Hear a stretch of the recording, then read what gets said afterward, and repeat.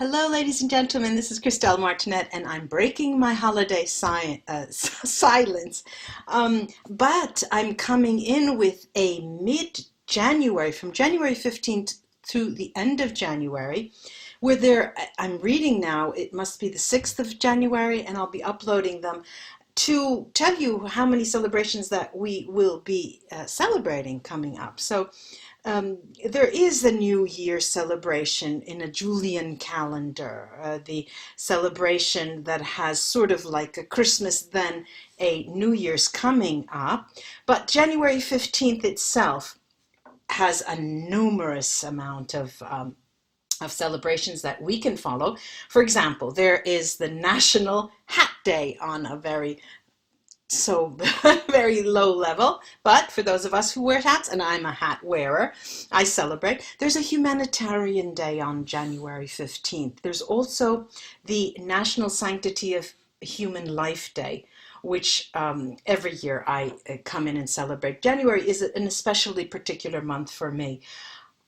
For those of us who like ice cream, there's a strawberry ice cream day, the 15th of January. But also there is World Religion Day, which is always the third Sunday of January, and World Snow Day. And here, I'm in the mountains now, and if you can see out that window, it's all white. We have about coming up to a yard of snow, 1, 2, 3 feet. It's at a meter now. I was just outside, it's freezing outside. I've been shoveling. So this is just to welcome you back and welcome myself back. Now let's get into the second half of January reading. Hello, Scorpio. This is Christelle Martinette, and I have here my Vera Sibilla cards that I'll be mixing, and I'll lay a spread that'll be the groundwork for a reading for you for the 15th of January to the 31st of January. I'll be highlighting areas of the spread with a tarot deck called the Silver Witchcraft Tarot, and then I'll cast runes as a crown to the reading. Let's see what happens in the second half of January for you, Scorpio.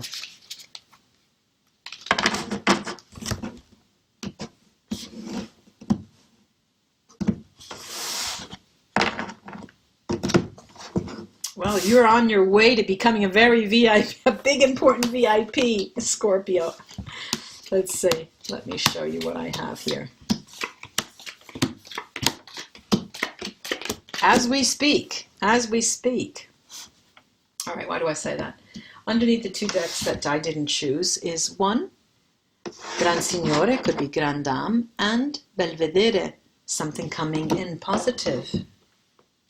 Information, something, an occurrence or information coming in positive. That is positive. Right in the focus card here, the focus of this spread, is the meeting card, riunione. And what I'm seeing here, okay, there's, and it seems to be, I hate to repeat myself, but I'm seeing this story again and again, and I believe it is for you.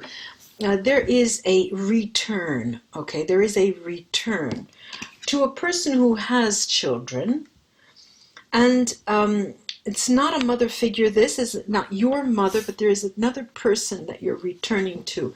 You are going through, you have come into the period mid-month in a point of sadness. There are those of you who have suffered a loss, who have suffered a loss, an emotional loss in the form of separation, perhaps, or even a passing of a relative. This is the widower, and this is mourning a loss, and this is the sacerdote, and this is the priest, which talks of you being alone. So either if you were living with a parent and they have passed, or you were living with a male or female partner, they have left. But as they say in Italian, fatto sta, you are alone.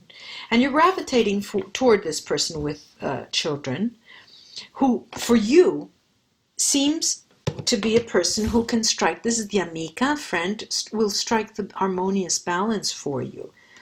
And you're thinking along the lines of eventually pairing up and moving in together. Now, there is a bit of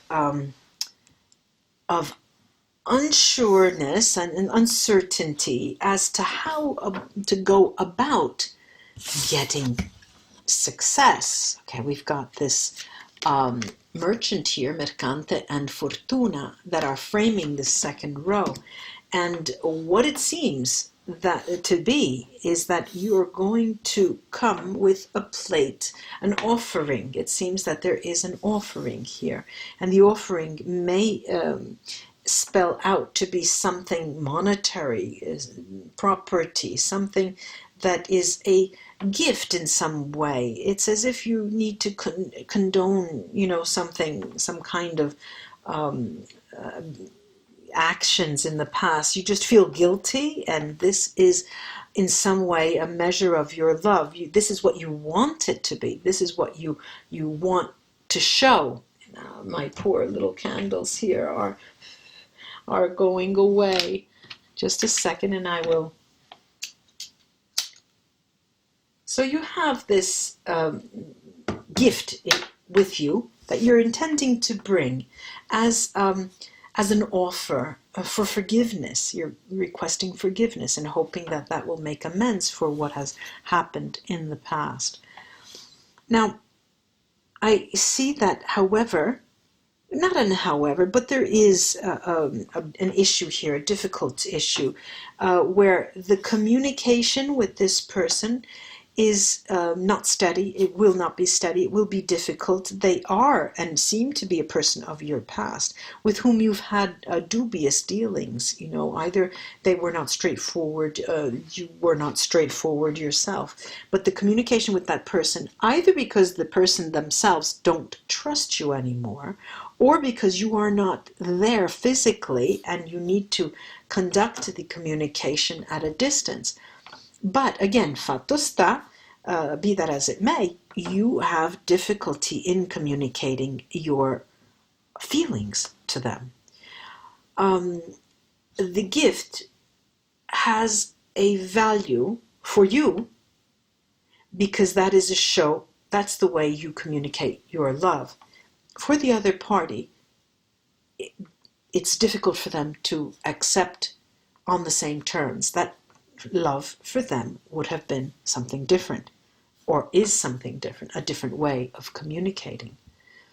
Now, I'm going to take the Silver Witchcraft Tarot to see what, and if I can highlight some of these cards that may tell one or more stories, like the Widower at the top, paired with the Sacerdote, the priest. And then I'll look at the Conversation and the Morte, the death here. So there are two signals, there's a transition, a transformative process here that's being repeated. Looking at the Widower. Okay, all right. Now, the Page of Pentacles. The Page of Pentacles, the King of Pentacles, and the Ten of Swords. It seems that the sadness and the loss has also defined a period of monetary loss, of a situation, and look at this, this Ten of Swords almost looks like a graveyard, whereas there are two situations here. Morte tua vita mea, the death of someone has brought an inheritance to you, and now you're in a position to be able to offer something. Or your situation in the past of difficult economic situation in the past has left you away, has always caused you problems, and has left you at more than at arm's length from this other person. Now let me take a look at the domestic here in the corner. I'm going to pull these two out and pull another. All right, what do I have? I've got the Four of Cups, the Ten of Wands, and the Five of Swords. It's as I feared. The Four of Cups, you're both not seeing eye to eye because of things that have occurred in the past. And the Ten of Wands is describing a situation that was not acceptable to you. The Five of Swords are regrets, and they are clear regrets. And the domestic talks about, yes, do we want to live together? Part of the offer is an option of eventually living together, and it's not going to be well received by that other person. I'm going to peer down to the conversation and the Death card. Okay. We have the Hanged Man. Look how cute that is. The Hanged Man, the Queen of Wands, and the Nine of Pentacles. It seems to me that this is a fire sign. The significant other, the Queen of Wands, could be a king. And what they need, and you both need, is the opportunity to conceive of your possible union together in a different way. You need to draw up an idea that will be suitable to you both, where there are boundaries that you can both live with. And the Nine of Pentacles is yours. Abundance will be yours. I'm going to take the runes and cast them, see what they have to add.